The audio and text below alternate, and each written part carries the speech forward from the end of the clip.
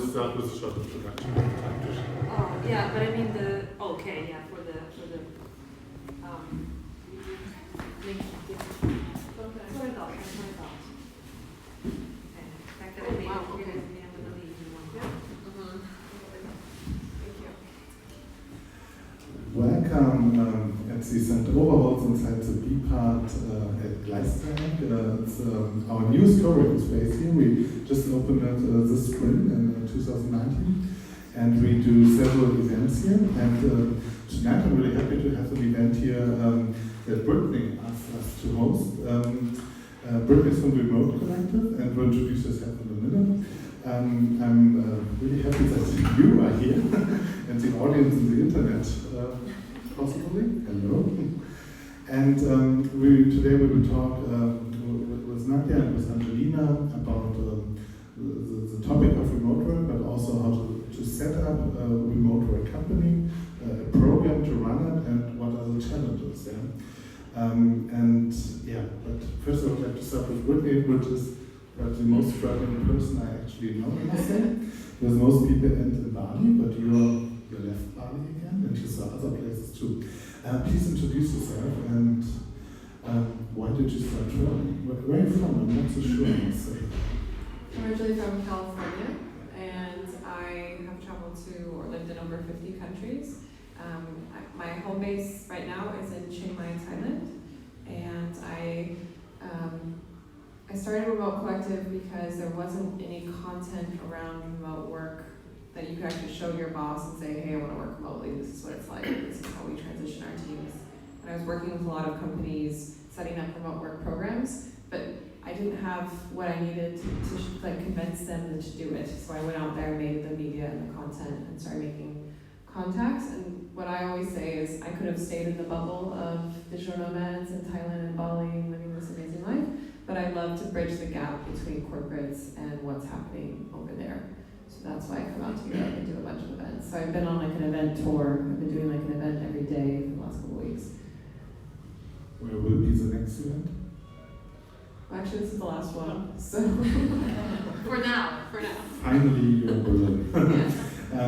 Nadia, we just heard that Brittnee is trying to establish a connection between corporate work and remote work. Yeah? You're working for a company, you must say. What is the role of remote work for a company? I'm sorry, what does remote work for the... What does it mean for a company? What is the role of the topic for you? Oh yes, for me, I think it's a very broad topic because on one hand we can touch it from the side of people. Why do people want to work remotely? How do we target the right people who want to be remote workers? How we do it? What qualities people need to have to be a good remote worker that we look for? But on the other hand, why do companies look for people that work remotely? What's the reason? And in addition to that, how to really do it, how to kind of combine this added value from both sides. This is something that I do as being a remote worker myself, and also trying to make it work for other companies as well, and manage a distributed team. How did you get the job when you're traveling? Was they looking for you? How I got my job? Yeah. Well, through networking, for the most part, yes. For some, I did apply. That was some time ago when I applied for remote jobs. I actually work remotely in the States on a daily basis. And in addition to that, with many companies all around the world. And I think that, it's primarily networking, knowing the right people, especially that I help to build teams, and there are not that many people who do that. But I think that there's so many sources where you guys can look for a remote job. I mean, I think we have an expert here to the left. We will ask you in a minute. Oh, one more question for you. Working this way seems really strange from the German perspective. Yeah? Yes. We don't have it. So you made the same experience. Can you mention why, or what is the difference, perhaps, to what is the most remote working nation where the companies are from? I think that, well, yes, it is a strange thing in Germany. It is a strange thing also. Yesterday I was hosting an event, Brittnee participated. When we speak about Asia also, people are kind of reluctant. Companies are reluctant to remote work. But I would say it is definitely the future, and it is definitely a win-win solution for both sides, especially when we look at the fact that the talent pools are decreasing rapidly. And I feel that why people have this approach, why companies have this approach, that maybe this is a bit strange, because I think that they feel that they maybe can't control the people. They believe that if they delegate tasks and somebody clogs in and clogs out and sits in front of their computer and has breaks with predetermined time frames, that means work. This is not really true. This is not really true. I personally believe that if you have the personality to be a remote worker, you can be much more productive when you delegate, when you can actually set up when you're working, how you're doing this, as long as everything works well. Mm-hmm. Thank you. Angelina, we just heard that you need a personality to be a remote worker. Even I noticed that when people come to co-working, it's a big step for them not doing home office. What do you think defines this personality? What kind of person you have to be to do remote work, or to work remotely? Yeah, absolutely. Maybe to give you a little bit of background, I'm the founder of AceWork. We are a remote work matching platform, so we connect vetted talent with remote career opportunities. We've been doing that for a year, pretty manually, pretty traditionally, like a recruiter would. And now we're about to launch a platform that will do most of the heavy lifting for us. It will do the matching with an algorithm. Companies and candidates can directly interact on the platform, which is going to make things so much easier for us. I cannot wait. But we decided very early on that we do want to keep a very specific aspect that differentiates us from, like, let's say, like a general job board or one of those matching platforms that is out there in the remote space and in the general work environment. And that's precisely what you mentioned. And the keyword here is vetted, right? So we connect vetted talent with career opportunities. And vetted for us means that everyone who comes to us as a candidate is going through essentially an assessment process, right? So they go through various steps from a sign-up form, like a very simple, sign-up sheet, to an interview with one of us, to reference checks that we perform to really establish, we call it like quality or like remote readiness for a specific, not for a specific job, but generally, right? So we said, okay, we've defined certain personality traits and soft skills that make it easier for people to succeed in a remote environment. I'm not saying that we're perfect, that we figured out like the secret sauce of what makes the great remote worker, but there are certain traits that we found out when we spoke to many of the great distributed companies out there, that they're essentially all looking for the same soft skills. Some of them are self-motivation, for example, being very organized, being very sort of diligent in the way you perform your tasks, being very independent, being proactive, for example. As a remote worker, you often have to make yourself visible to the organization, especially when it's what we call a hybrid or like a semi-remote team. When you have some people that sit in an office and they have their water cooler or coffee machine chats and a lot of knowledge is distributed that way, remote workers have to be very proactively asking for staying in the loop, sort of also going in and not being afraid to say, hey, I missed this conversation, can you please, catch me up on this? Those are kind of the traits that we're looking for. And we also screen for some almost very basic things, like do you have a stable internet connection? Do you have the hardware? Sometimes hardware is not supplied, so do you have a good enough webcam? Are you in a quiet environment? Do you know how to behave when you have a video chat? All those kind of things. Are you on time? In Germany, it's a non-issue usually, but for some people that's something where they drop out. They're late or they reschedule 5 times that interview, and then for us, that person is not remote ready, because if you do that with a colleague, it really blocks their process, right? So you have to, when you say you're available, you will be available. And there's a lot of those sort of small things that we believe machines cannot do, so we decided to keep this vetting process as one of our core aspects of getting the quality talent. Can you mention people are not born this way, and you learn such behavior when you get the experience? Yeah? Is this something you have to look on, how much experience people have in working remotely, and what is the minimum, and what can you train them? Oh, absolutely. And there are 2 aspects to this. One is how much experience do you have working remotely, and how much experience do you have in what we call like the digital skills that are in demand for remote work at the moment.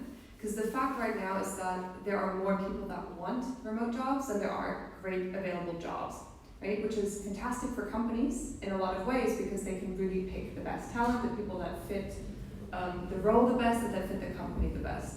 But then on the other hand, it wouldn't be very fair of us to just accept everyone and let them go through the process without knowing that we can match them. So basically we do two things, right? First of all, we basically straight away reject everyone who has less than 2 years of relevant work experience. The reason for that is that most remote companies do want people that have at least some expertise in a certain field. And it wouldn't be fair for us to onboard someone who comes straight from university looking for a remote job, and then the likelihood of them getting one is just so small that it wouldn't be fair. And then the second one, what you asked about having remote work experience, I think is very hard to nail down, because often what we don't even know is that we do have experience working with a distributed team. Like, I'm the best example. In my last job, I was called an accidental remote worker. I was sort of the satellite-only person in Berlin while the rest of the company was in Munich. Mm-hmm. And then after 6 months, the company decided to expand to the US, and then they sent me to New York because I was the person who had the most experience with that market. So again, I was removed from all of my colleagues. I was accidentally in New York. I had to go into an office. So I was working in a remote team or in a remote environment, but it wasn't very explicit. So I think that's a key tip actually for anyone who's looking for remote work and who has not worked in a formal remote environment. Really highlight those experiences where you work with colleagues who are maybe just in an office in another city in Germany. Say like, this is what our team has done, this is how our processes work, and that's often what companies want to see is, can you manage communication flows virtually or over a distance? Brittnee, it looked like you agreed on a lot. I was saying, you're working remotely now for some years. What have changed over time? What have you learned, and what are you doing now differently compared with your beginnings? I definitely learned how to set my own schedule as a remote worker. I think it's really hard for people who go from, we've talked about this, but like every minute, every day is scheduled, or you have meetings, or you have someone kind of breathing down your neck, to, okay, you have projects that you have to get done in 2 weeks, and the rest of the time is yours.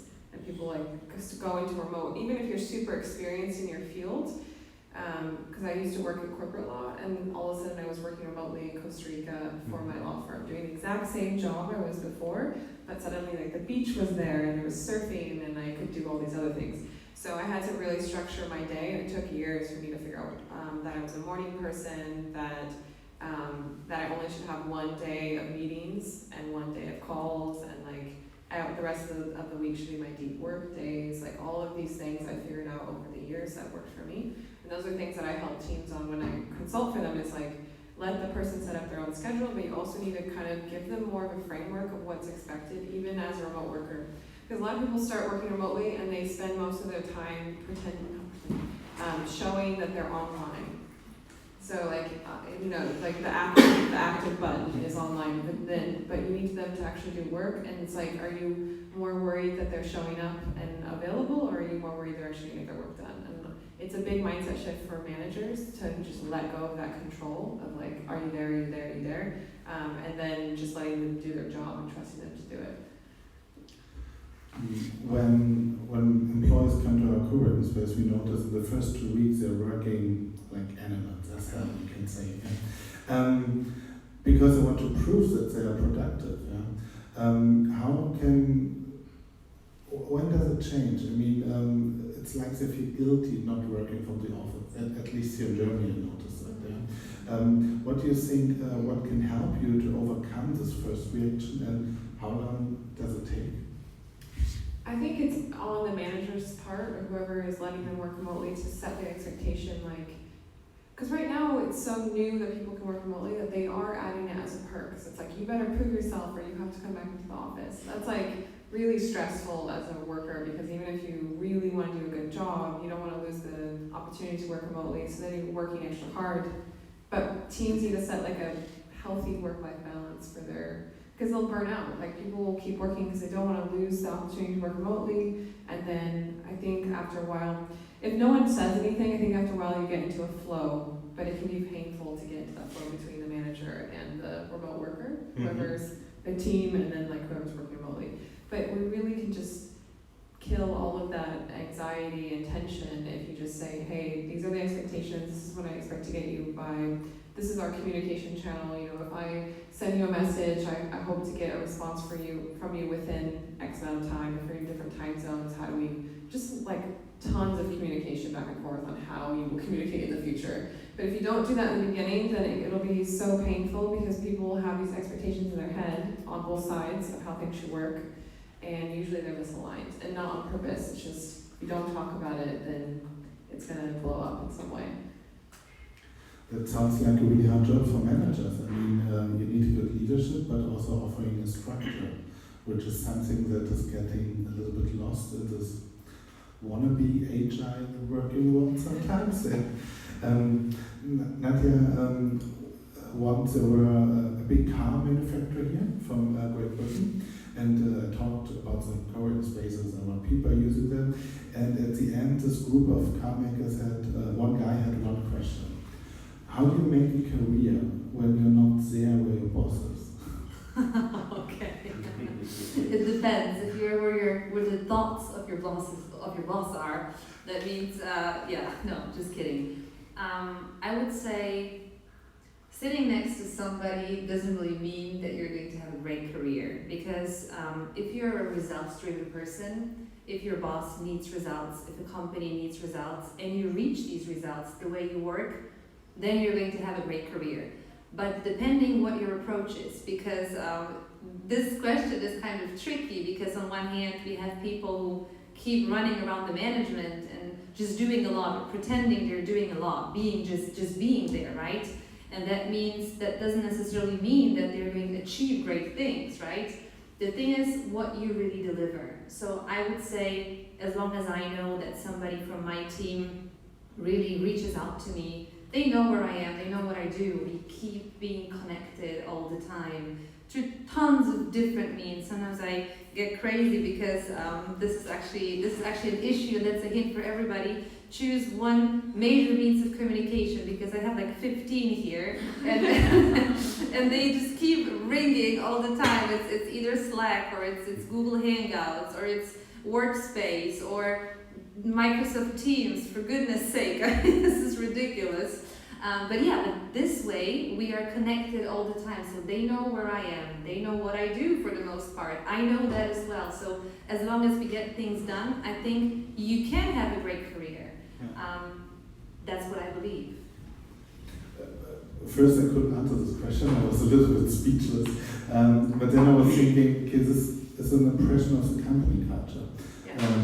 There are people who are there have a benefit. But this is something also people are to miss. They fear to miss something when they're not there, when they're not in the floor kitchen talking to the colleagues. Do you also have a look at the companies who are hiring remote workers, if they have the right culture for this, to work with such people? This is actually very important, because as Brittnee mentioned, and I just can't agree more, this is going to be primarily great communication, and you really have to predetermine all the rules when you have remote workers. If you don't do this, sometimes I found myself in that situation as well, that somebody's sending an email to me, and this email can be interpreted in different ways. So I'm reading it for the first time, for the second time, for the third time.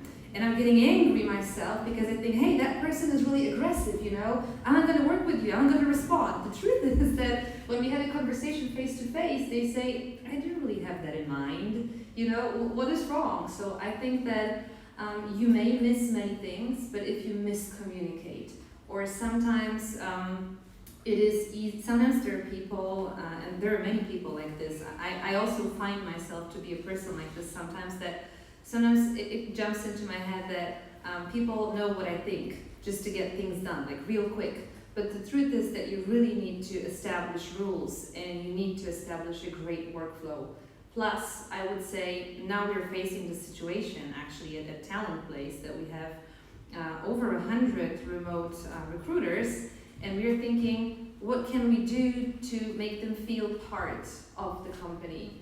So there are many companies that do it so well. HubSpot, obviously, everybody knows, wonderful, the company culture code they have. NetGuru is recently running a big campaign when it comes to company culture, and they're a remote first company. So I say, so that people don't miss things regularly, and everybody says that actually, every once in a while everybody should meet really face to face. Plus updates, meetings regularly, so that people don't feel that distance. And then I guess when the barrier is not there anymore, despite the fact that they're not really sitting to each other, they feel connected, right? They can be everywhere, like us, right? We met on a virtual event yesterday, and nice to meet you finally face to face, and then Brittnee, right? And we are all remote, yeah, but we feel like, I have the feeling, I mean, I don't know, like I know you, I see what you do, right? And this is a cool thing. So I believe communication, great rules, regular updates, regular meetings, kind of networking, cultivating the culture, letting people speak up as well. Because number one is being remote just for the heck of being remote. Number two is having a company culture. But I believe that a company's success is driven primarily by its people. So the more the people are engaged, the more they believe in the mission and vision and they feel the culture. And even if they're remote, that's perfect, because that's a result-driven position then, and that helps the entire company to reach the goal, and the people feel fulfillment as well. That's a really good way of thinking, to establish this kind of workforce. I started my first remote team 7 years ago, and all the interns were really afraid of me on Slack until they met me. Then they know, that was really interesting for me. They know how to read me. Yeah? After they met me once. But yeah, there's not enough emojis. Yes. Okay. But on Slack you get a board of the most used emojis, and when the interns checked that's a ranking, they try to manipulate the ranking every week. So emojis didn't work anymore, because there was the emoji of the week, and this was used in every single message. I wasn't a strict boss, so I listened to this, and I liked it. But Angelina, this, like using Slack, using emojis, this is a really different culture of communication. When the companies are looking for talent, how far are they? Are these really single persons from the HR department that are, let's say, really modern? Or can it be an old school company too who wants to try a remote worker for once? Absolutely. I can tell you why I started AceWork. Okay. And my very initial thought was, I came back to Germany after New York, and I thought, hey, in Germany we have this beautiful word called Mittelstand. So it's these sort of like small, medium-sized businesses in Germany that are often in areas that are like not super urban, right? Like not Berlin, not Hamburg, but they can be quite big, and they're really the revenue drivers of the country. That's what they say, right? The backbone of the economy, all those things.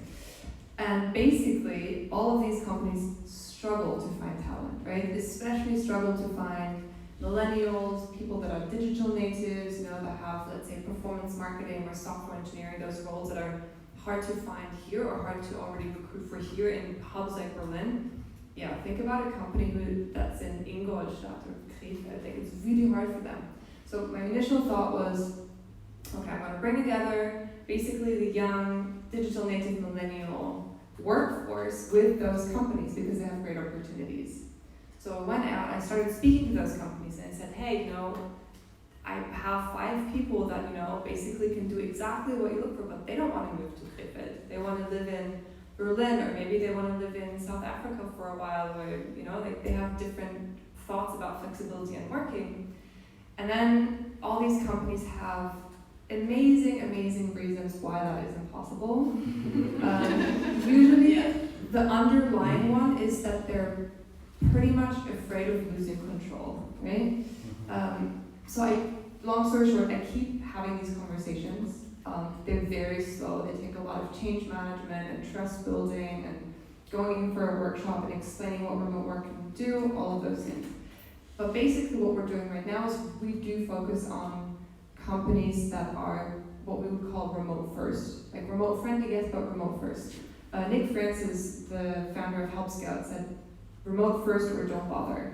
Because you won't find the best talent if you're not making sure that they feel like they're A+ citizens of this organization. If you feel like you're second class and you're top tier talent, you're not gonna stay, you're gonna leave.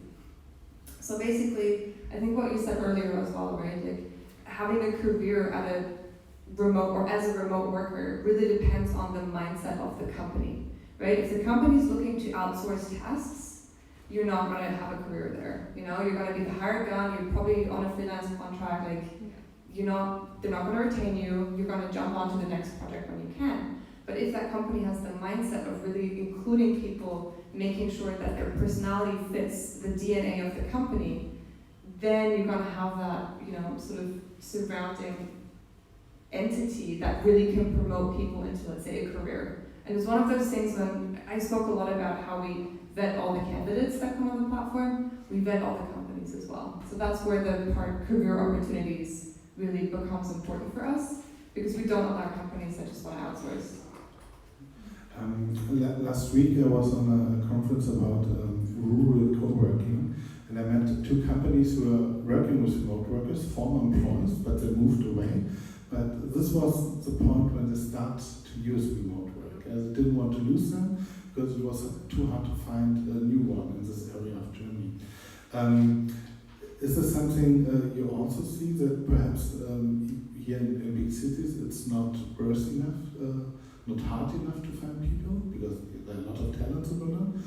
Other companies are more on the outside or in different countries, not less developed, but less Western industrially less. You know what I mean, they're not from the Western world of the economy. Yeah, that's very true. It's late. Tomorrow's a my native holiday. language, but you guessed that. So basically, what I would think is that when you have the companies in the rural areas that have the larger problem in terms of talent shortage, they also have cultures that are not really set and processes that are not really set up for remote work. In cities, we normally have that problem of not finding talent as not as bad, but then we also have more advanced structures and technologies. Like I worked in startups where Slack was completely normal, and you would communicate with your colleague who was like just like 3 rows, you know, in like the office space, like, but you'd still Slack because you're in that large room that's probably as big as this. You don't want to keep shouting because then it's gonna be like the noise level of like in like I don't know, like hedge fund boiler room. So you just keep talking on Slack. So I think here we're a lot more set up for it, and that's why that talent problem is becoming bigger. So I speak to companies here in Berlin that say I cannot find a good performance marketer, or I cannot find a software engineer for like a specific problem. Like, yeah, that makes complete sense, because also a lot of these people want that flexible work environment. And then at the moment we are really at that pinnacle of, you know, like a global upturn. You know, we're actually just like going slowly back into a recession, like they're starting to say that. So I think that talent problem is really at its height, and that's why the last 2 years have been fueled massively in remote work, because even companies in cities like Berlin are like, hey, you know, I really want the best person for this, and I don't care who they are. One question. There's an image of most people who do remote work are freelancers, but also are there also employees that choose this way of working for a company, also to stay perhaps at the company? Yeah, definitely. People who work remotely know that this is not one category, right? But sometimes for a big audience, it's like, who is a remote worker? Is this person laying in bed all day? You know, like, what are you doing? I recently got this question from one of my coworkers. Why are you responding to this email if you're on a boat? I am on a boat. I choose to do so and I do work, right? But it depends. I've worked with companies that have people who work remotely just because they sit at home, but they still clock in and clock out. That's a different kind of story. Those are people who can be freelancers. Those are people who really can have a career and really can grow within a company. So it all depends who has what kind of needs, I would say. From the first side, we have to look at the company, what they really need, if they want to target people that they can't find locally, this is number one. But from a remote worker perspective, I think you have to ask yourself the question, why do you want to work remotely in the first place? Because if you want to be a remote worker because you think that it's going to be amazing because you'll just stay at home, this is not true.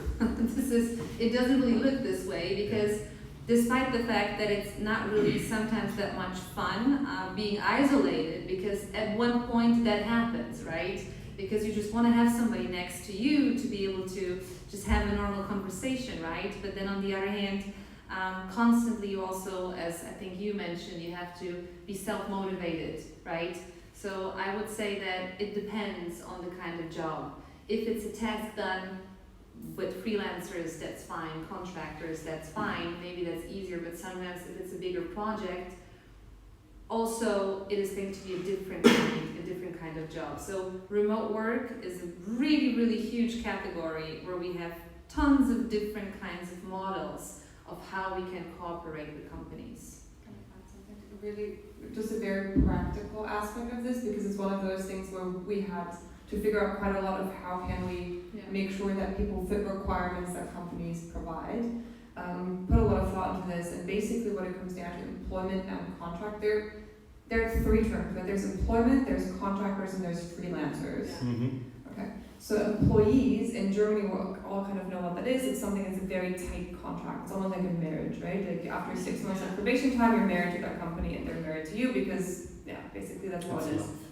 Yeah, it's love. It's true love. You have a lot of security, which is great. Like, I'm not gonna bash that. I think it's really awesome that we have health insurance and social security and all those things really baked into those contracts, and that's awesome. But often the reality of remote work is that you work across borders. So as soon as I, as a German company, we are registered here, if I want to hire someone who's in France, that already becomes really hard. It is possible, like I just learned that recently, that through a lot of legal ways, we have the lawyers sitting here, you can do that. You pay an agency a lot of money and then you can hire someone in a different country. But the easiest way, the reality right now really is that you hire that person on a contract, which is legally speaking the same as what you would do with a freelancer for a project. But you write that contract in a way that it resembles more of an employment contract. Let's say you don't have a fixed end date, for example, right? It's not a project. If you work, let's say, a full-time 40-hour job, maybe you put that in there. You just say this is a 40-hour per week long-term contract, and you get a monthly payment for that, which is almost like you would for employment, right? At the end of the month, you get your paycheck for the month. The difference there is that you cannot directly pay their health insurance yet and their social security. So basically what you have to account for are, in Germany it's only these like 20-25% that you budget extra for those things. Yeah, Arbeitgeber brutto. Yeah, exactly. So it's the gross and the net, essentially. So basically you have to pay your contractor that little bit of extra that they then have to pay in taxes in their country. Long story short, this is a gray area, legally speaking, at the moment. Europe has a massive problem with this. There are a lot of committees and initiatives trying to fix that, because as remote workers, we cannot believe that Europe is this, I always want to call it country, but we're like this, continent where we can easily live in another country. We don't have to register there. It's very simple. But then as soon as you have cross-border work, it's very hard. And I think that's really the next frontier to push remote work in Europe, because earlier you were saying Germany's behind. Yes, we are behind. We're behind, for example, the UK, which is a lot more progressive in that way. The US, because they have to, because they're just so big, and they have people in rural areas that as soon as the internet was there, they got connected to companies.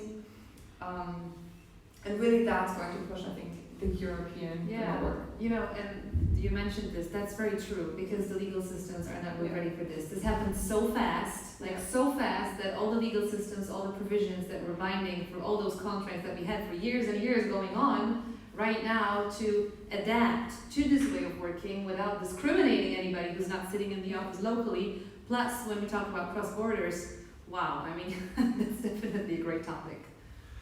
But we must say, it's really young, as you said, yeah. I did some research, and the Wi-Fi standard is now 20 years old, yeah. And Wi-Fi cards and laptops are a standard for 50 years, yeah. This is nearly nothing, yeah. Probably most people work longer than the companies you are helping, then we are able to work remotely. So I understand one step we have to take is setting up a legal framework where this works. Second, what I ask myself is if remote work wants to be a part of the future of work, yeah, how do you get it into the companies? Because contractors, freelancers is fine, but most people are employees, at least here in Germany and in the most Western European countries. Because this looked for me, there's a big gap in understanding how to use it and establish it. I give you one example. 4 years ago, I wanted to figure out how remote I can work as an employee. So I just left. I went on a trip, I didn't tell my boss about it. How long did you work? How long did you end up work? How long did you end up working? 2 months. Yeah. And they noticed it after 7 weeks that I was gone, that I wasn't in Berlin anymore. Yeah? They learned that it's okay to do a Hamburg team from Berlin, but they couldn't imagine to run a Hamburg team from Barcelona. The thing was really interesting when I came back, they learned, oh, it doesn't hurt so much. So now remote work is a part of this company culture, but it needed this one step to do it. One had to do it, at least in this company. How do you, what do you think, how can we convince companies to use it more often, to establish it? And I think this is a question for all the three of you. I think Brittnee should start. Yeah. Yeah, I mean, I started that internally when I worked in my law firm in the States, because I was like, this is something that I'm going to help our whole firm go paperless. Like, we would have these paper files, and if one of the attorneys needed to share it, we'd have to reprint the whole file. It was ridiculous. Like, nothing was up to date on our online computer system. So I helped us go completely paperless, made the whole systems. Basically, I did all the work for them on top of my other work. And that's the thing, is when people are asking me, how do I pitch to my boss to do this? How do I get them to let me work remotely? They have so many KPIs that they're trying to meet, so many things they're trying to do that quarter, that if you are telling them, oh, I want one more thing, they're just looking at you as like, you're extra work. I don't want to deal with this. So if you do everything you can to set it up so it makes it easier for them, and then after I created the whole system, I said, I want to work remotely, in another state. So pretty much the same time zone, but I just want to test it out for a week or two. I just kept doing baby steps, and they were like, oh, I guess we can't say no, what are we going to say? And so I did it, and then I said, okay, I want to work remotely, just a couple days from home. And so I started to pull myself out of the office where people weren't relying on me as much, at least being in person. And then I said, I'm moving to Costa Rica, do you want me to still work for you? And just, in a way, made it, I guess, an ultimatum, but I made myself indispensable at my firm, so they couldn't say no. I built, so when people, I find it interesting when people are like, I want remote work, and I'm like, okay, well, what are you doing extraordinary in your job? Because it's such an emerging market that you have to be you have to be really good at your job. You have to be doing things that people really like. Because if you're just there and you're like, I'm a normal employee that just kind of clocks in and out, and then you want extra perks on top of that, that's not going to go over very well. You need to be one of the top people in your company, or at least making an effort to do really good work, and then you should push for it. Yeah, and I think also that for many companies, this is becoming a necessity. What I observe, they reach out and they say, hey, we can't find people, do something. And I say, hey, well, I've did the benchmarking, I've done the benchmarking, and you've targeted pretty much everybody, and you're not going to find somebody with this skill set, especially, for example, when I think about IT, right?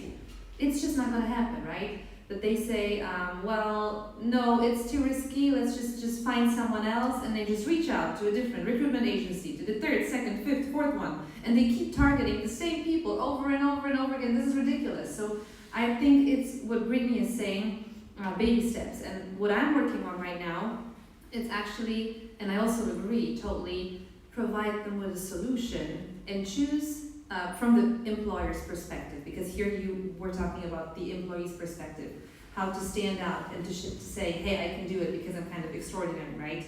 I can do better when I work remotely. But when we are an employer and we face this issue, then I would say let's be somebody who's going to show a solution, how to have it done step by step. Choose a low-risk either department, a low-risk position, right? Where you think, okay, I know that this person performs top, this person kind of wants to work remotely too. Let's try it. Let's try to start this running and let's see how it goes so that it's not too risky. Because if suddenly I say, hey, you're not going to find people here, hire the entire team of 20 people remotely, they've never done this, they have no idea how to do it, they're scared because it influences all business processes, right? All KPIs, everything. But if you introduce it step by step and if you show a solution, hey, I see it done this and this and this way, use those kind of tools, if you provide them with the kind of recipe, right, and adjust it to their needs, make it like custom made, step by step, low risk, this is something which I believe is going to convince more companies. Because right now we just keep talking, remote work is the future, hey, let's just do it, let's work remotely. And people are reluctant because this is something that is unknown, yeah? We're going to face it because there's a huge talent shortage. But my question is, let's just explain how to do it right, provide case studies step by step and suggestions, and everybody should adapt it to their own. Angelina, I'm sure you want to add something. Yeah, I think you guys probably touched on the most important points, right? Like grassroots, I think is really important. Management buy-in is another one. So I do speak at companies either to people operations, HR departments, or I speak to C-level people, right? Like, and I do that obviously partly to understand the market better, to understand like why are distributed or remote first companies performing so well, you know, speaking to sort of like the top examples, learning from them, and then again speaking to companies who are maybe interested in it but usually are too scared. Funnily enough, like something that I've learned from like friends or other startups in the HR tech space, they normally say like HR people are the toughest people to sell to because they usually have very old, very rigid processes. They often don't have a big budget either. Like often like CEOs don't really, you know, put a lot of emphasis on this, and traditionally that just like it shows now that like for decades HR has sort of just been this like afterthought for a lot of companies, right? We're like, you know, like operational, just doing things without really seeing the bigger picture. Often, you know, I speak to companies that don't have people ops or HR, but they have, you know, 50 people, and you understand like how do you do it? And then there's just this sort of like office manager / operations / recruiter person who has like a million things to do, and really, you know, if you want to tell that person, oh, now we're going to implement remote work and processes, and you know, they're going to say like their things, you know, like I'd rather, you know, figure out like how am I going to make everything here work. So for that, I think you really need a CEO or a COO or someone who has a bit of a strategic outlook on the company and who really understands people are our most important asset. Yeah, what's right? in it for me, right? Exactly. And if I convince that person that maybe your HR department is that first needs to improve, because you do need a people ops person when you have a remote team.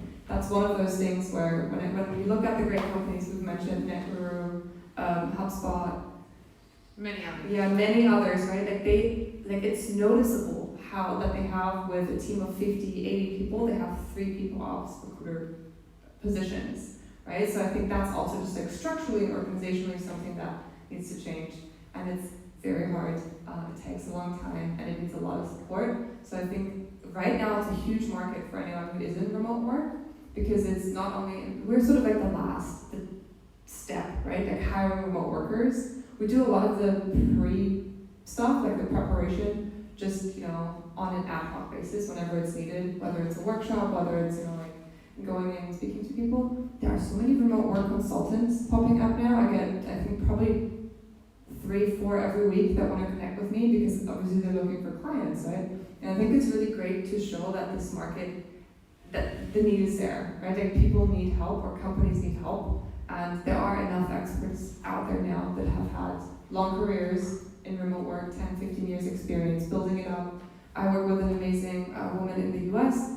She's our director of candidate experience. She's now moving more to like company experience as well. She has transitioned an entire organization from a small office in Maine to completely remote. And the very last step of that is figuring out how am I going to receive mail when I don't have an office address. Which is quite exciting. It's really like the very last step of a transformation process, but she's gone through it from we have an office, we all sit in it, to how do we get our mail because we don't have an office anymore. Angelina, are remote workers more happy than normal employees? Ooh, that's a hard one.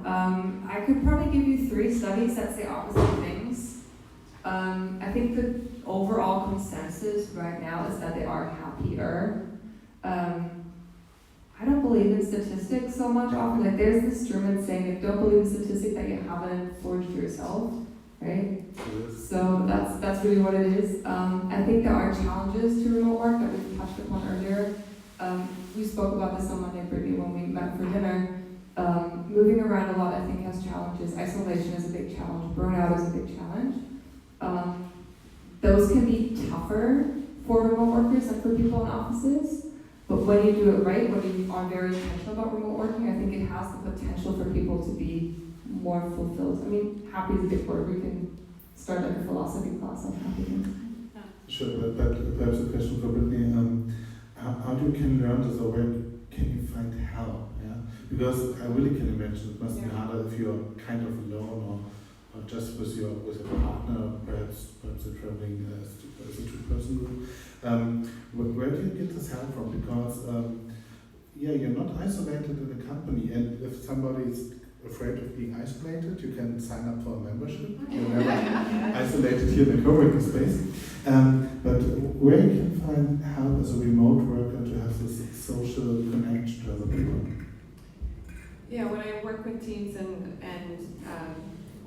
outline the whole process, there's always the system side of like how do we actually have our people work remotely and like how does the tech work and everything. But then a major thing that people overlook is the culture side. If you're taking away their whole community. And one thing I spoke at an event last week about this is like, as organizations and communities, people are not talking to their neighbors as much.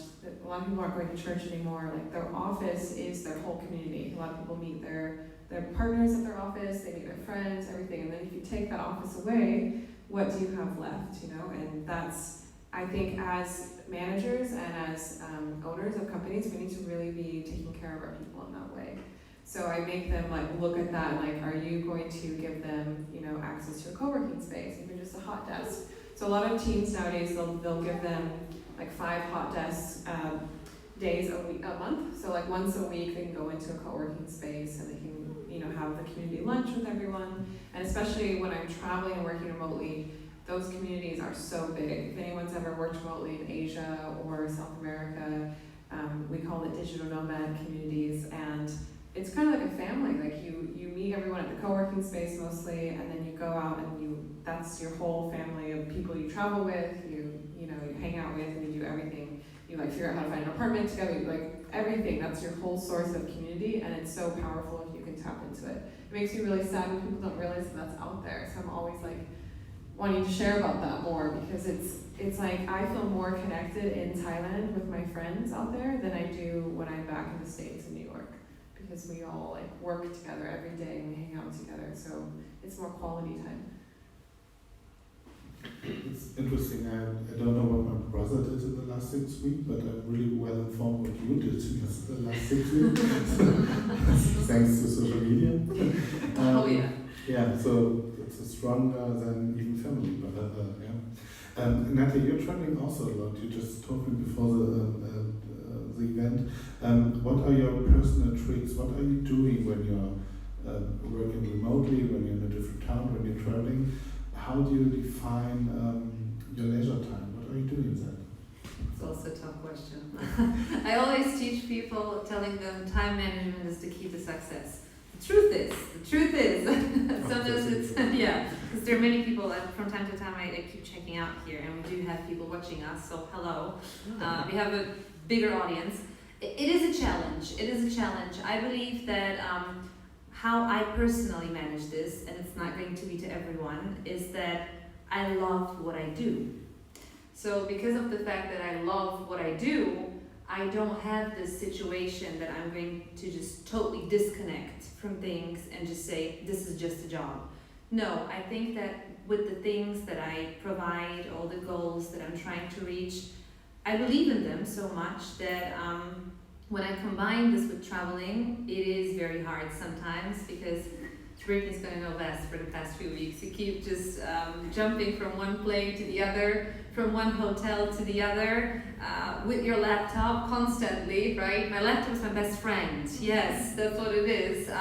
So it is sometimes difficult, but for me, traveling and remote work gives me the opportunity to broaden horizons, because I think that if you're closed in your comfort zone and you treat your job as a job, your life as your life, then, and nothing really changes. You can go on a trip, you can see things just from a perspective of just, being there in a resort or something, right? That's what people do sometimes with a 9-to-5 job. But if you actually mingle with the culture, if you meet different people, if you visit different co-working spaces, it also adds value to what you do. And I believe that work-life balance is needed, because you can have a dramatic burnout, yes, if you don't kind of try to separate these two things.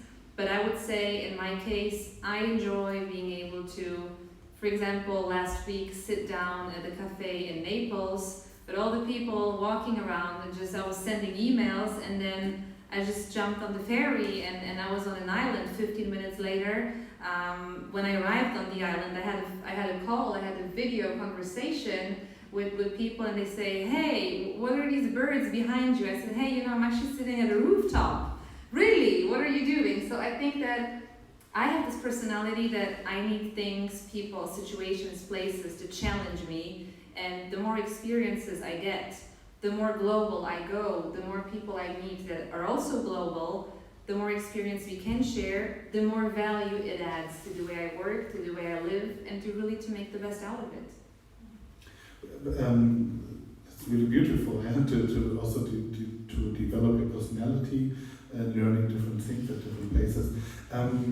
But how much hard work is it to find this balance? Also to call it a day, because it's really hard when you do what you love to say also stop. And also when I just traveled for 2 months, I felt kind of a pressure always to guarantee to have a good internet connection. Yeah? I was planning the next day, is there Wi-Fi at the airport? Is it for free? Do you have to buy it for $100 for 2 hours or whatever? It was really, I noticed something that really surprised me. That sounds strange now. I felt responsibility to be able to work.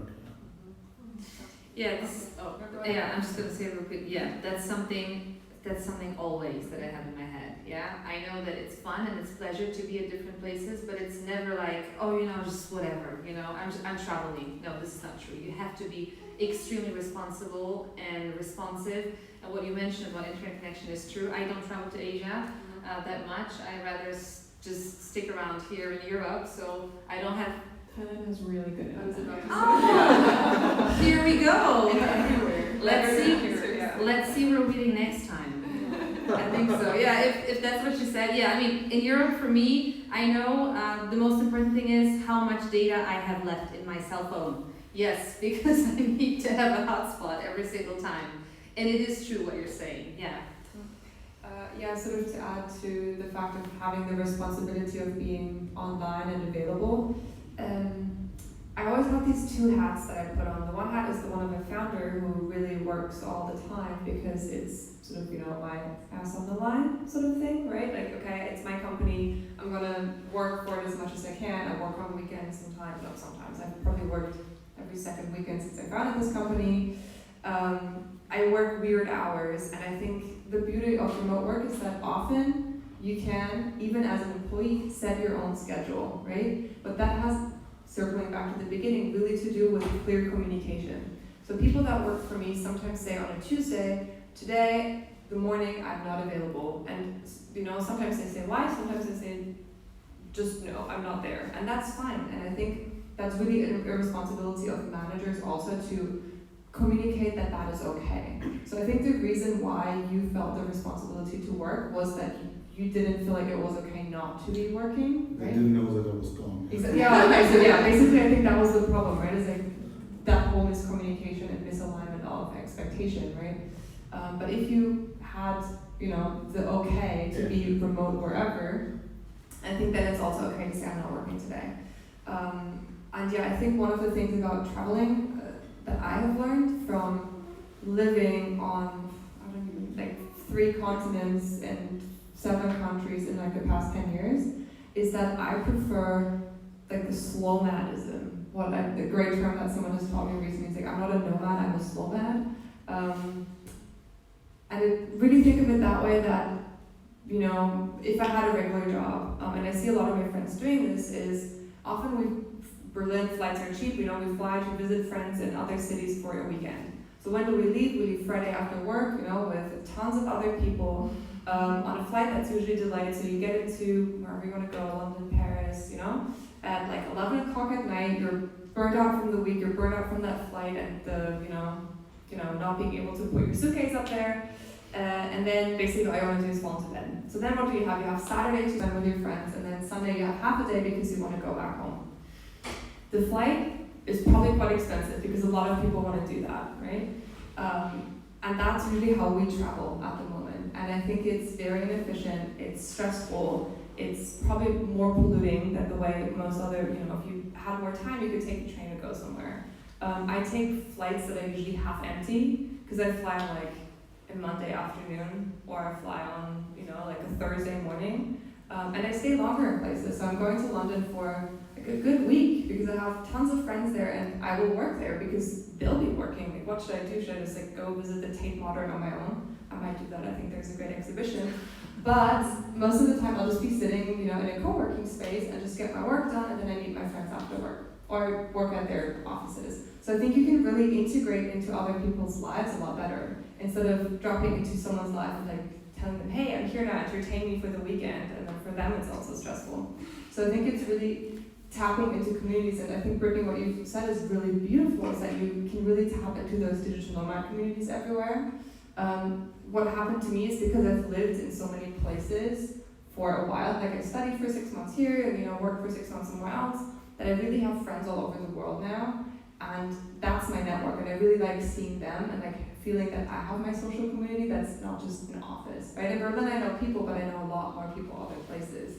And now I can hang out in New York for 3 weeks and really just enjoy being part of their lives again, which is great. And some days ago I learned the term leisure, like leisure, just with a B at the beginning.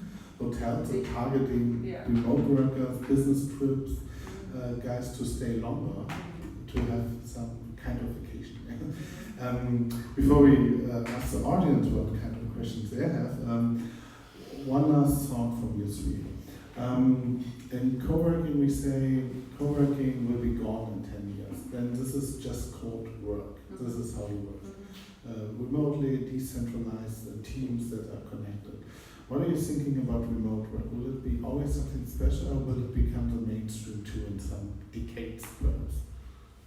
A lot of people ask me this question because I'm like the one out there traveling like a crazy person.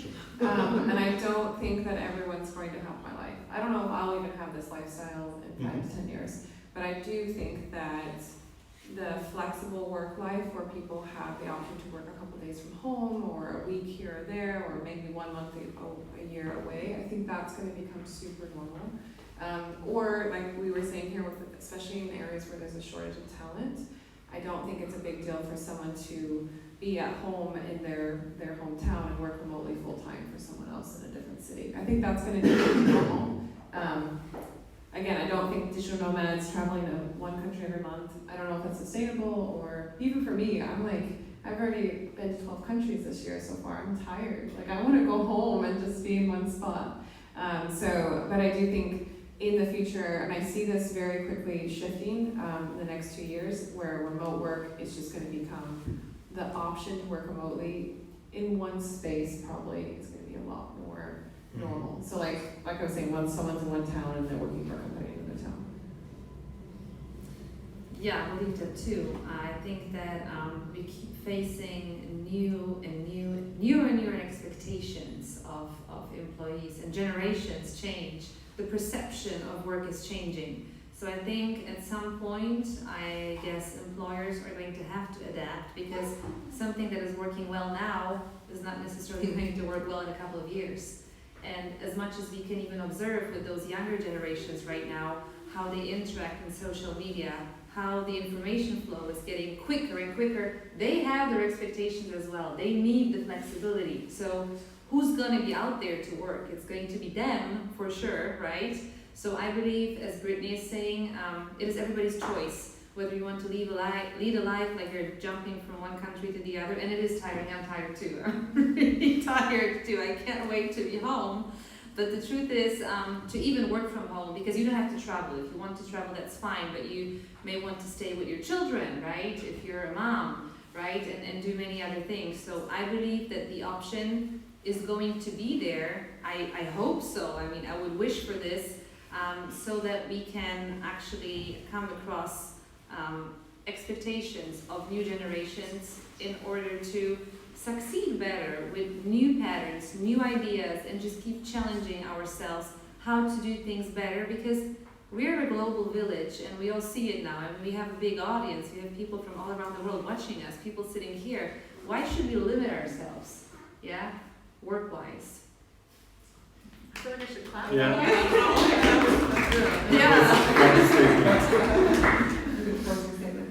Maybe just one thought about the term remote work, because you asked, will we just call it work? I think we will just call it work. Remote work in itself, when you think about the word, doesn't sound very nice. Like remote normally means something that's like far away, not very connected, and it's actually not a very good term to describe what we're doing right now, which is highly connected, collaborative work with people all over the world, right? So there are new movements now trying to call it smart working, trying to call it flexible working. In German, we have this wonderful term called Telearbeit, which comes from, we have the same thing in Poland too. Back in the 80s, I think it started happening when the internet first came out. There was no more modern term for it. So right now, when I have to, it's just an old thing. Yeah, like word. working over from the distance, like from through the phone, something Tele like is this. like telephone. Yeah, telephone. There's Telephone work, yes. telecommunications. Telephone, like distant work with the Yeah. attention distant work. Exactly. Right? And basically, they haven't updated that term since they first invented it. Yeah. And whenever I write blog posts and I translate them afterwards into German, believe it or not, I write it in English first and then I translate into my mother tongue. It doesn't have that flow, does it? It doesn't have that flow, first of all, and like I really refuse to use the word Telearbeit, so I just call it remote work in a German text. So remote work has become sort of one of those many buzzwords that Germans use as well. There is time for something new. If anyone has creative ideas, please submit them now. We will try and like push them into the mainstream somehow. But I think it is quite important that we somehow just make it a more integrative term as well. Because remote work is not going to be called remote work in 5 years. When we talk to lawmakers, what they understand, Telearbeit is also sometimes co-working, which is really interesting. Absolutely. Okay, thank you for being here. A little clap your hands, please, for the audience. And now, the hardest part for you, the questions from the audience. You won't see who will ask, but you will hear it. Have somebody Comments on LinkedIn, no kidding. comments on LinkedIn. I'm checking it out. Has somebody a question to the three guests here? It is. In terms of selling remote working, can't one use the tools one uses to work remotely also in the office? Could you sell that with that kind of system, and then the employer could discover, hey, we can save a lot of rent if everybody works somewhere else? So you mean you sort of start with the tools, like you start implementing remote working tools in offices, and then you go to the argument? Sorry. Sure, yeah. The tools are there, right? But I think often tools are sort of the last thing that you need, because what we said earlier was like mindset is what needs to change. You shouldn't do it just to save floor space. Yeah, and it's a good argument for companies that are struggling. To be honest, like I mean, I understand that. I just listened to an amazing podcast in German about like the new ways of how companies should work. You know, how that we shouldn't maximize shareholder value, but instead we should really reinvest into like the company and make sure that we benefit the people that work for the company the most. But in the end, that's not the reality today. So if I'm going to a CEO who's like hesitant and reluctant about remote work, I am going to pull the cost card at some point or another. I'm going to say it's going to be more cost effective for you in some ways. If you want to do it right longer term, it probably will not be, but your organization will be so much more productive that it'd still be worth it. Yeah, I mean, I would say that the hardest part for me is emotionally getting whoever's the decision maker on board. So you can like slide in some tech tools that will work, and then I've done that internally when I was an employee. But eventually it's going to get to the point where you can have everything perfectly on board and the person's still like, yeah, let's wait a year. Let's wait till next quarter to figure out if we want to do this. So I think tech tools are one thing, but it's a big culture shift. Second question. When you're working remotely, where do you decide where to go? How long do you stay in each place? And where do you find the most interesting people? Well, I think that would be a great question to Brittnee. I can tell you from my own perspective, it's your decision. Sky is the limit, right? I think sky is the limit, and you can combine it with work. If you sometimes need hints from some particular markets, you want to meet some particular people to challenge you, and also to sometimes observe other companies, to shadow other people, how they do it, well, then that's your decision. But I believe that from my perspective, what I choose, how I make decisions, myself, it's usually good weather, usually willing to meet people who are similar to me, which sometimes is challenging. I mean, they're sitting next to me, and that's amazing. People who have the same mindset, and they think that we can just do more and be more efficient working remotely. But I believe that there are tons of co-working spaces and co-working, co-living. Brittnee, you're the expert. I just want to clarify, are you asking like to work from or to do business in? So if you're, for example, a nomad, How do you know where to go next? yeah, like I'm going somewhere next week, like I pick the out So of there's a really good website called Nomad List. Yep. Have you been on there? Yeah, I know that one, but I mean, there's still like Yeah. 300 places on that. I mean, the top ones for me that I found to have the best communities if you're first starting off is, well, I'm just going to put a plug in for Chiang Mai because that's where I live. But Medellin is really good. I still haven't been there and I really want to go. And in Europe, I found the best nomad communities to be in Lisbon. They have like a really good list. And then, so there's Nomad List, but then there's like, if you go on Facebook, a lot of people don't use Facebook, but for nomads, we use it a lot. And you type in the city and then digital nomad, and you'll find a group in there. So like Lisbon Digital Nomads groups has like, thousands and thousands of people. Chiang Mai has like 50,000. Yeah, Lisbon, I was the 10,000th member. Oh, I remember you. Yeah, I remember Rosanna Pope. Yeah, okay. I remember that. Does that clarify your question, or is there something? I mean, sort of as a personal basis, because you were saying that you like the more slow man approach, right? But still, like I'm currently here because I'm visiting friends, but next week I just chose somewhere random, so I'm going to Athens, right? It's like, where do you, if you're constantly moving, like where do you go? And like, how That's do you very choose true.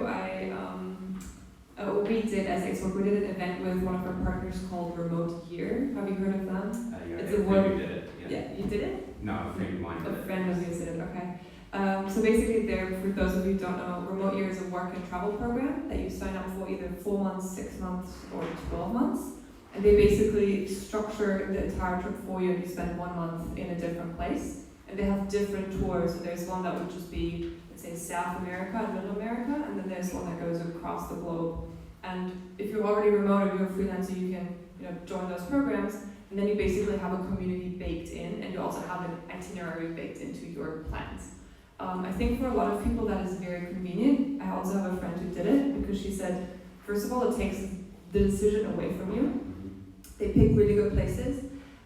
Second of all, they take care of your accommodation and your flights, so you basically buy a lot of time that you don't have to worry about, logistical stuff. If you have a full-time job, which she had for a German company, where she felt like she had to show presence because she was the only one who wasn't there, that you can really focus on, okay, I'm going to get my work done, all that logistical stuff is taken care of, and then I can really focus on my weekends. I can go wakeboarding, or I can do an amazing trip to Patagonia. So I think those can really, it depends on your work and your stress level that you have. If you think you can just do your job like, it's not challenging and I just, I do it whenever, go to challenging places because that's going to make your job more exciting. Because I think it's always this balance of saying, I absolutely love my job, I identify with it, I cannot stop working. You can do that in a boring place because, your work does so much for you. And then you have other times and phases where, your work is kind of just something that you do, which is completely fine, by the way. I'm not the kind of person who says love your job and make it your identity. I think everyone is their own person and you can just have a job. That's completely fine. I think nowadays we kind of forgot about this a little bit, that it's okay to just have a job and get paid and be good at it and enjoy it, but not make it your whole being. Go to a challenging place. Go somewhere where you definitely don't understand the language one little bit. I get it, you're an English native speaker, Australian? New Zealand, sorry. But I definitely living in Spain most of the year. Exactly, right? So go somewhere where you cannot derive the language one little bit. I would even challenge you, go to an Asian country where you have absolutely no connection to it. Because that's going to make it exciting. Right now, my job is really challenging, and I feel like a lot of my brain juice is just going into work. I constantly have to think, okay, what's my next step? I'm constantly troubleshooting stuff that's breaking.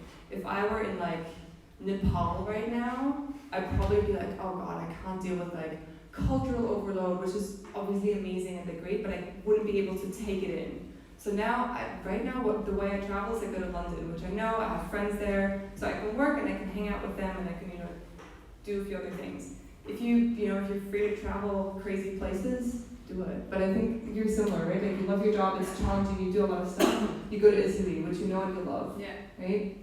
Chiang Mai, you also go back home now. But when you first moved there, wasn't that a lot? Just to...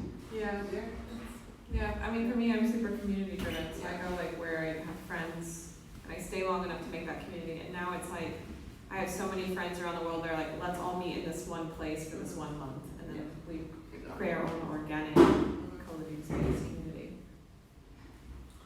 There's a question. What was it? Ich glaube, es ist so, oder? Geht's so? I think so. First of all, first thanks a lot for your inspiring description of remote working and especially for remote living. You taught us. Second, my spontaneous idea for Telearbeit basically die Satellite work. Satellitenarbeit. Satellitenarbeit. That's my idea. But now my question. If you talk about remote work, we always talk about IT projects, I think. Can you imagine that it can be much more? For example, can you imagine a remote company, for example, with remote workers, satellite workers, whatever, around the world? They exist, they're already there. This is some of the companies that we mentioned earlier, like Help Scout, for example, NetGuru, I think they're completely remote. Zapier, GitLab, have you heard of? There are some tech companies that are automatic. If you know WordPress, the WordPress is basically 1/3 of the internet runs on WordPress. It's a way to build websites. The guys who develop WordPress are 100% distributed across the world. They're about 900 people at this point. They're mostly tech people, to be honest. When we said mostly IT projects, they're a very tech-heavy company. But all of their functions are remote, obviously, because they don't have any office anywhere. So from recruiters to finance, accountants, salespeople, everyone is 100% remote. From looking at the companies that we're working with right now, I would say about 40% are tech jobs, software engineering, software development jobs. And we get 20-25% marketing, a lot of performance marketing, Facebook ads, Google ads, those kind of things, SEO, SEM, very easily done on a computer. All you need is, basically that. Mostly don't need a phone. Salespeople, traditionally, remember traveling salesmen, people that would sell you the vacuum cleaner outside of your door. That's remote work also. They're removed from the company for most of the time. And often salespeople actually perform really well when you let them work flexibly wherever they want to. And then functions like HR, people operations are becoming more remote friendly. I think it's still a long way to go, but these people are pushing it as well because they know how they deal with the nature of work all the time. So they see the trend and they want to work remotely. There's actually a great example of a woman from Bosch who started that as a trial where she just said, hey, I'm a traditional HR person and I want to work from Morocco for 2 months. And to prove her company that it is possible because she wanted to bring on more remote workers.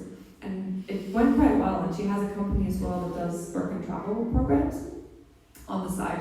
And yeah, that's, I think, really the momentum that has to gain is like people in different positions, right? The HR person, the salesperson, within traditional companies to really get that itch of saying, but I want to work flexibly, and then going out, taking those baby steps, developing the processes, and then going and making it happen.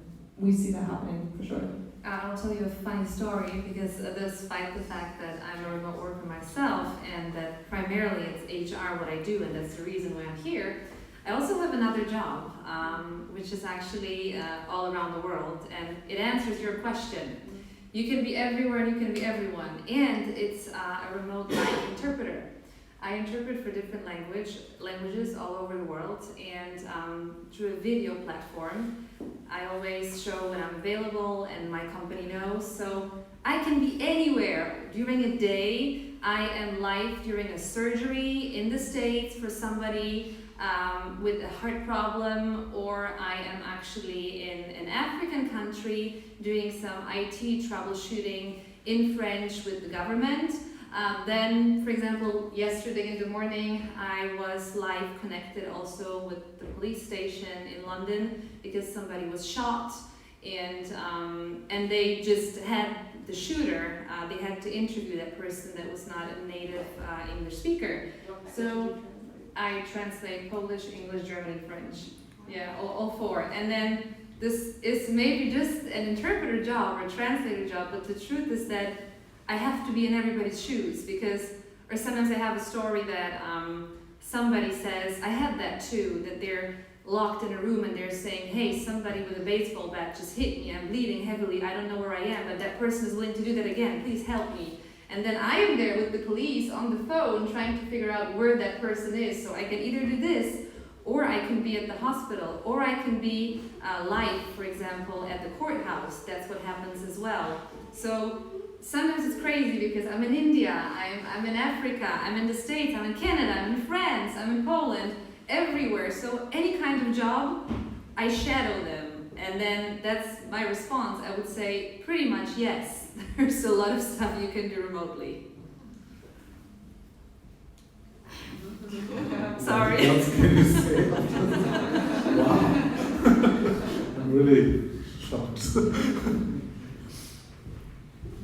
Thank you again, very interesting stories and experiences. I want to share my experience as well because I worked for a very long time as a stationary employee, let's say that. And then just started working remotely last year. I'm actually a background in marketing, but mostly event management, which makes it a little bit difficult since it's not digital, it's not online. And I worked for 8 months for a project in Dubai, leading a team, doing project management. And I had a team from all over the world, so that was pretty interesting because we had graphic designers in the United States, we had people doing administration in Thailand and stuff like that. So it was challenging for several reasons because you never have kind of loyalty people in the group because you work for a long time on a project with them and they sometimes leave out of the project, so you have a lot of onboarding constantly as a project manager, that is the challenge working remotely. Then secondly, of course, team building, you speak to people all the time, you've never met them, of course you see the face sometimes through Skype and so on, but it's not the same. And also, time zones, that became a problem as well because when your time becomes difficult because somebody's in Thailand, another person's in the United States, totally different parts of the world. So this is something that I saw as a project manager can be challenging for me because you spend all of your time trying to adjust the time zones and getting people on the phone or just working through Trello or with them. No? Thank you for sharing. Does anyone else have a question? I'm trying to respond here on LinkedIn. That's Yeah, not was kind of like- just blowing checking up through on these that. questions. Yeah. Oh, there are too many. Yeah, maybe a quick one. Like when you approach the companies that are reluctant to the whole remote satellite work, etc.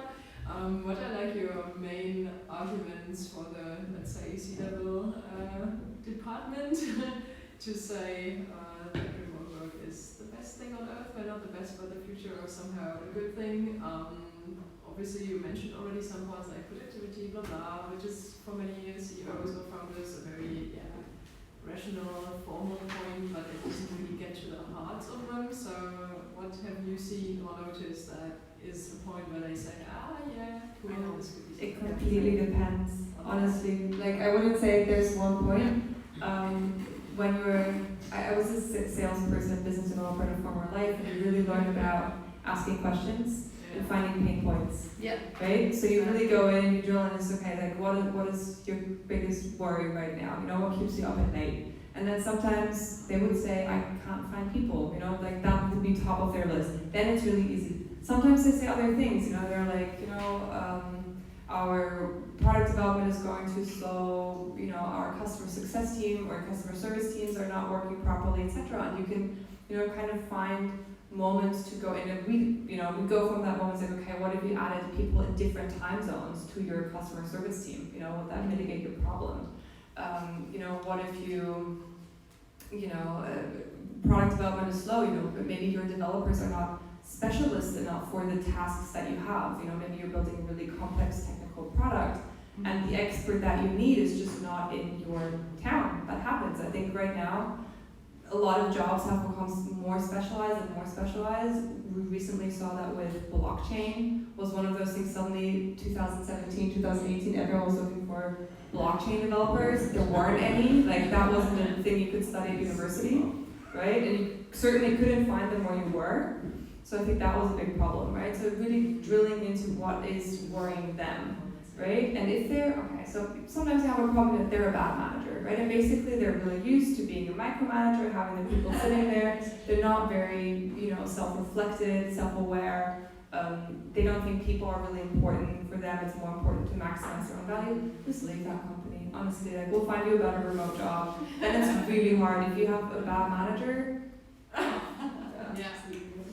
I want to say what I do is to respond to your question, where you are now, what you have now, what you could have, and how to get what you could have.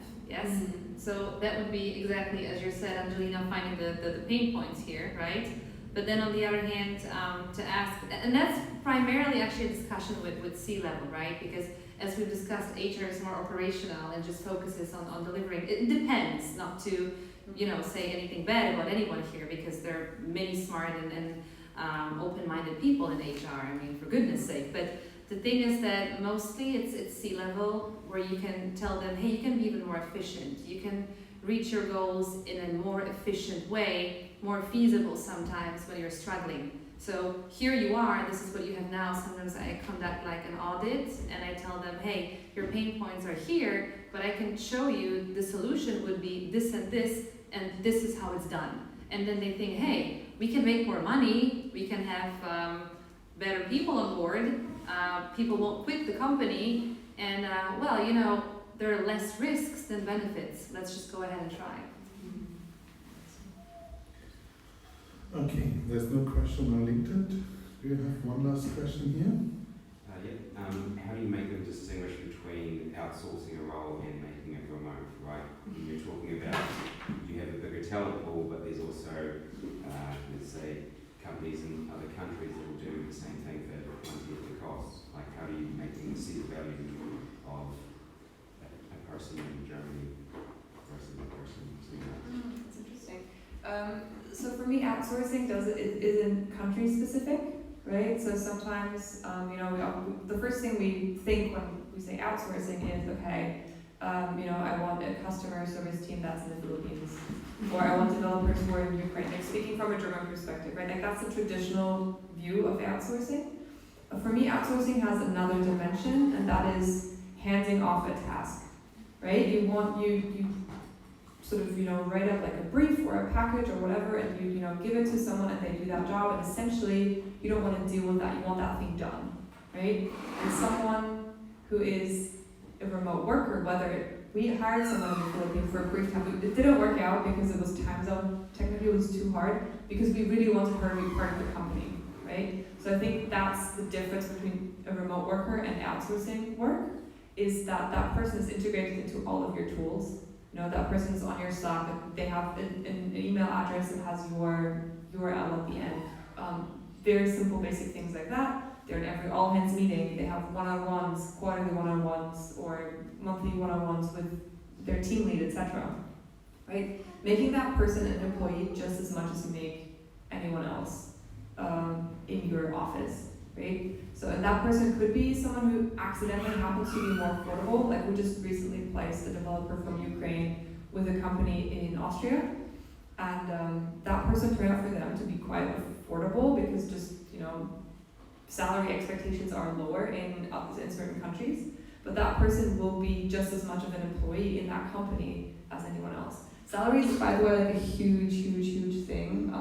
If you wanted to dive into salary equality for remote teams, Buffer has an incredible calculator for that. GitLab has an incredible calculator, because it depends on cost of living where you are. It depends on fairness across the company. It's a big topic for sure. I also just want to put in that there will always be a need for people who have critical thinking skills. Like I wouldn't be worried that we're all going to get outsourced to cheaper countries. That we are trying to the gig economy where you can hire someone from anywhere. So, but there's still a big thing of I don't want to hire someone who's not qualified in X, Y, and Z. We want someone on our team who has X amount of communication skills. Critical thinking, I can trust them to follow through and get these things done. Not saying that can't come from every country, but I think there is a certain cultural standard, communication standard that certain countries have, and they have to line up in order. Does that answer your question? Fine. Okay. We can talk more after. Yeah. To also find out what you do. It's more questions. Yeah, exactly. Okay, we'll talk after. Yeah, and after would be outside at the bar. So thank you for coming here to the Center Overhold at the B part, and thank you for the three of you to be here. It was really amazing. I like to hosting this talk here, and have a good night, and also bye bye to the internet.